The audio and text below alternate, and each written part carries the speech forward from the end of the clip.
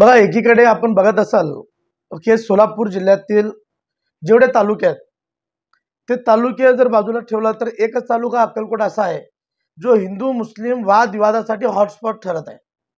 आणि त्यात एमआयएम असेल, राणे समर्थक असेल, ह्या लोकांना काय यांच्या डोक्यात आहे आमचे लक्षात येत नाही। पण एक गोष्ट तुम्हाला या माध्यमातून नक्की सांगतो की जे कोणी सामान्य माणसाला, शेतकरी, शेतमजूर, दिव्यांगांना किंवा सामान्य लोकांना त्रास देईल त्याच्या विरोधात प्रहार उभी राहिल्याशिवाय राहणार नाही, एक या माध्यमातून सांगतो। दुसरी गोष्ट सांगतो, एसटी स्टँडचा जो विषय आहे तो रस्त्याचा विषय आहे, पर्यायी मार्गाचा।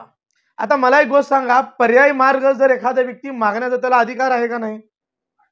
तर पर्यायी मार्ग मागण्याचा अधिकार त्या लोकांना असताना एक व्यक्ती त्या ठिकाणी उपोषणाला बसला की या ठिकाणचा जे मार्ग बंद करू नये, कारण की अनेक वर्षापासून पूर्वपार चालत आलेला तो मार्ग आहे, अशा पद्धतीने तुम्ही बंद करून सामान्य लोकांना त्रास देऊ नये अशा पद्धतीसाठी तो उपोषणाला बसला।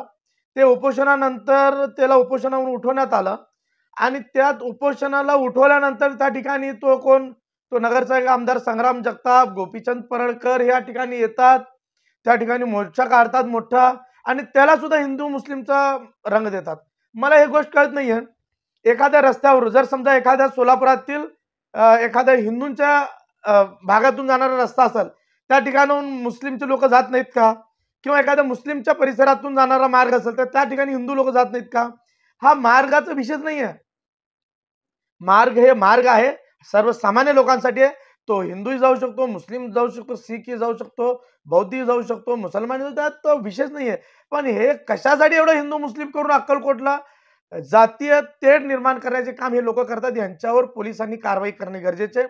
विशेष करून भाजपचे लोक हे करत होते, आता त्याला जोडाला जोड म्हणजे राष्ट्रवादी अजितदादा गटाचा आमदार सुद्धा येऊन त्या ठिकाणी बरडून गेला, त्या ठिकाणी लोकांना ज्यांना एकदम हलक्या भाषेत ते बोलून गेलं। काय याला काय म्हणायचं, अवघड आहे।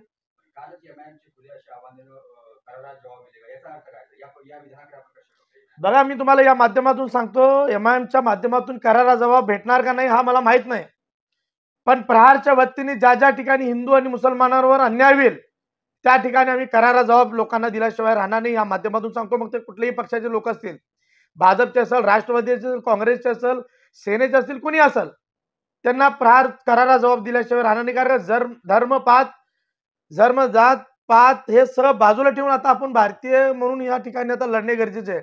आज झालं काय तुम्हाला सांगतो, हे सोपी एक पद्धत झालेली आहे की एखाद्या समाजाला शिव्या दिल्या तर मी मोठा होणार आहे, हे असा एक पायंडा निर्माण झालाय। त्यात हे गोपीचंद पडळकर असेल, गोपीचंद पडळकर हे समाजाचे होऊ शकले नाही, धनगर समाजाचे, ते काय हिंदूंचे होणार आहे म्हणून सांगणार आहे काय त्यांचं? मला एक गोष्ट सांगा, अक्कलकोटच्या प्रती आमदार संग्राम जगताप असेल, गोपीचंद पडळकर असेल, सोलापूरच्या प्रती यांचं काय योगदान आहे? फक्त रस्त्यामुळे हिंदूवर अत्याचार झाला? इथे सिव्हिलमध्ये 100 हिंदू लोकांना उपचार होत नाही, ते मरत आहेत, त्यांच्यावर तुम्ही बघत नाही का? रेल्वेमध्ये जात असताना 1000 लोकांची क्षमता असती, त्या ठिकाणी 2-2 हजार लोक घेऊन जातात, त्या ठिकाणी हिंदू लोकांना त्रास होतो, याचा कधी विचार नाही करणार? हिंदूंच्या मुलांना त्या ठिकाणी चांगलं शिक्षण भेटत नाही, याच्यासाठी आवाज नाही उठवणार? आज अनेक हिंदूंच्या परिसरामध्ये घाण पाणी येतं, त्याच्या संदर्भात आवाज उठवणार नाही तुम्ही? तुमची मर्दानगी काय होतं माहिती काय? बघा, एक तुम्हाला सांगतो, मुस्लिम समाजाला शिव्या दिल्यानंतर माणूस खूप लवकर लोकप्रियता मिळवतो आणि मोठा होतो, अशा काही लोकांचा समाज आहे। काही लोक मोठेही झालेत। हे बघा, मी तुम्हाला या माध्यमातून सांगतो, एमआयएमची भूमिका सुद्धा तशीच असते। एमआयएमचे जो आमदार होते ते अकबरुद्दीन ओवैसी, त्यांनी सुद्धा हिंदू देवी देवतांबद्दल वादग्रस्त विधान केलेलंच होता, त्याचाही आम्ही निषेध करतो। पण या ठिकाणी मी तुम्हाला सांगतो, प्रत्येक गोष्टीत एमआयएम असेल, भाजप असेल, हे बाकीचे लोक असेल, हे हिंदू मुस्लिम करून ज्यांना वाद निर्माण करतात, हे चुकीचं आहे। मी तुम्हाला या माध्यमातून सांगतो, त्या ठिकाणी आम्ही सर्वे आमचा चालू आहे, अनेक लोकांशी माझं बोलणं चालू आहे। त्या ठिकाणी जर पूर्वपार रस्ता असेल, मग ते कुठल्याही समाजाचा माणूस ते रस्ता वापरू शकतो। ते नगर परिषदेचे जे कोणी सीईओ असेल त्यांनाही आम्ही विनंती करणार, त्याला सांगणार आहे।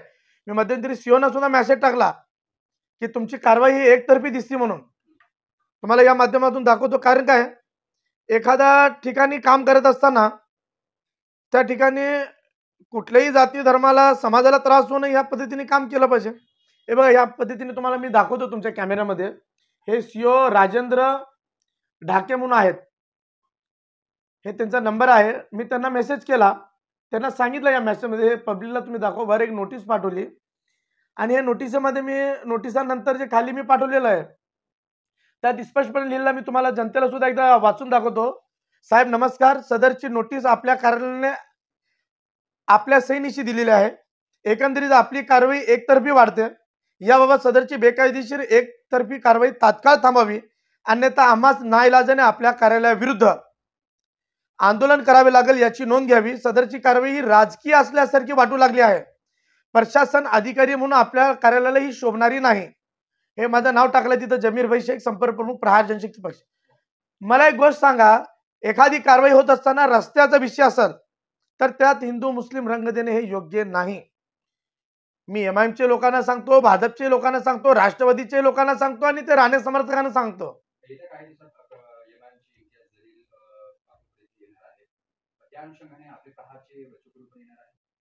नाही बघा, आम्ही कुठल्याही धार्मिक मुद्द्यामध्ये जे ना खुपसत नाही, आम्ही धार्मिक राजकारणही करत नाही. आम्हाला फक्त एवढंच वाटतं की ज्या लोकांवर अन्याय होतो त्याच्या बाजूने कसं उभं राहता येईल आणि जे लोक अन्याय करतात त्यांच्या विरोधात कसं जाता येईल, हे प्रहारची पद्धत आहे आणि काम आहे. आम्हाला त्या सगळ्या इम्तियाज जलील येणार का, आणखीन कोण येणार का, हेमा मालिनी येणार, आम्ही नाही पाहणार. नाही बघा, जात विरहित जर आंदोलन म्हणा, मोर्चा म्हणा, सभा जर एमआयएम घेत असेल एकाही जातीचा विषय न मांडता, आम्ही त्यांच्यासोबतही जाऊ. पण विचार हे केला पाहिजे की सर्वसामान्य लोकांचं त्यात भलं झाला पाहिजे. मैंदरगी गावात एक जैनुद्दीन सर म्हणून एक सर शिक्षक आहे, तिने सरकारी शाळेत शिक्षक आहे. एक तिने पोरांना शिकत नाही असा हिंदू संघटनेचा आरोप आहे. सोशल मीडियावर व्हिडिओ व्हायरल होत आहे आणि ते वक्फ बोर्डची जमीन आहे ते हिंदू लोकांना जादा भाडा घेते आणि मुस्लिम लोकांना कमी भाडा घेते, असा हिंदू संघटनेचा आरोप. तुमची प्रतिक्रिया काय? तो कोण जैनुद्दीन सर आहेत, त्यांच्या बाबतीत शिक्षण खातं पगार देतं, मुख्याध्यापक त्या ठिकाणी शाळेत असेल आणि जर एखाद्या लोकांनी जर आरोप करत असेल तर त्या पद्धतीचे पुरावे त्यांनी समोर आणावं. ते जैनुद्दीन शिक्षक कोण आहेत त्यांना निलंबित करावं म्हणून आम्ही मागणी करू. पण उगाच हवेत गोळ्या मारणे हे योग्य नाही आहे. त्याचे पुरावे त्यांच्याकडे असतील त्यांनी शिक्षण अधिकाऱ्याला द्यावं, त्यांना निलंबित करा म्हणून. जर शाळेत असून शाळेत शिकवतच नाही आणि हे बाकीचे कटकारस्थान करत असेल तर त्याला जो कारवाई झाली पाहिजे, आमची भूमिका असणार आहे. पण ते शाळेत शिकून हे बाकीच्या गोष्टी करत असेल तर त्यांना आपण नाही सांगू शकत ना की बाबा तू शाळेत शिकून हे करू नका म्हणून. त्यांनाही सुद्धा व्यक्ती स्वातंत्र्य आहे, बोलण्याचा, काम करण्याचा त्यांना सुद्धा संविधानाने अधिकार दिलेला आहे.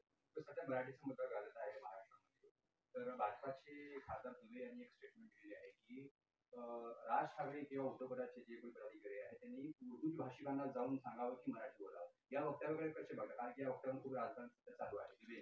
ते दुबे नावाचा जो खासदार आहे ते दोन कवडीचा त्यांना बेअक्कल हरामखोर ते पद्धतीने त्यांनी बोलला. मला एक गोष्ट म्हणायचं आहे की उर्दू असेल, हिंदी असेल, मराठी असेल, हे प्रत्येक भाषा हे आपापला एक महत्त्व आहे त्याला, आणि हे महत्त्व जपत असताना कुठल्याही जाती धर्माशी भाषेशी त्याला जोडणं योग्य नाही आहे. महाराष्ट्रात एखादा व्यक्ती राहतो तर ते मराठी बोललंच पाहिजे या मताचा मी सुद्धा आहे. पण एखादा व्यक्ती मराठी बोलत नाही म्हणून त्याला गर्दनवर तलवार ठेवणं म्हणजे हे सुद्धा छत्रपतींची शिकवण नाही आहे, राज्यघटना सांगत नाही आहे.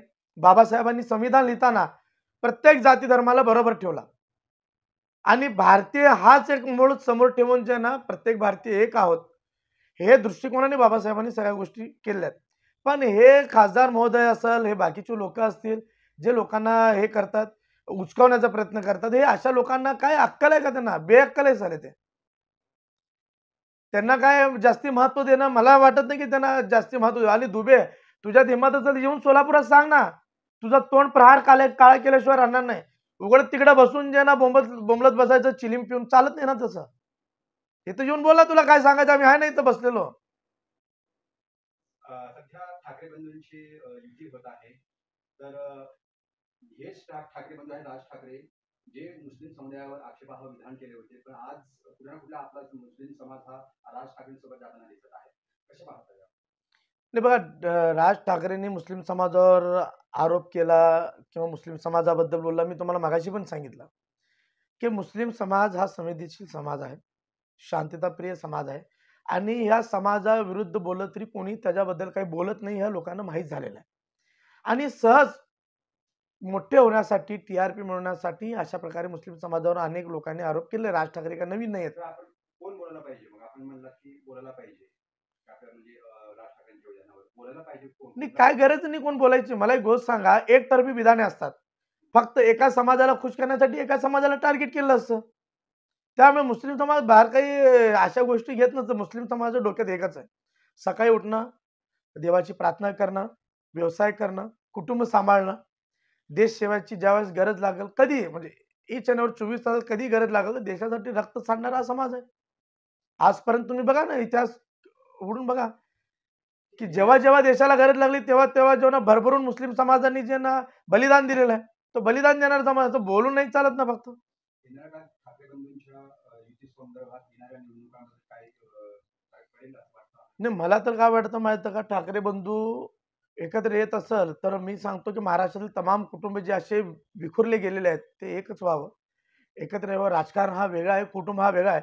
यांनी कुटुंबातून राजकारण करणार का राजकारणातून कुटुंब करणार हे येणाऱ्या काळात आपल्याला समजेल.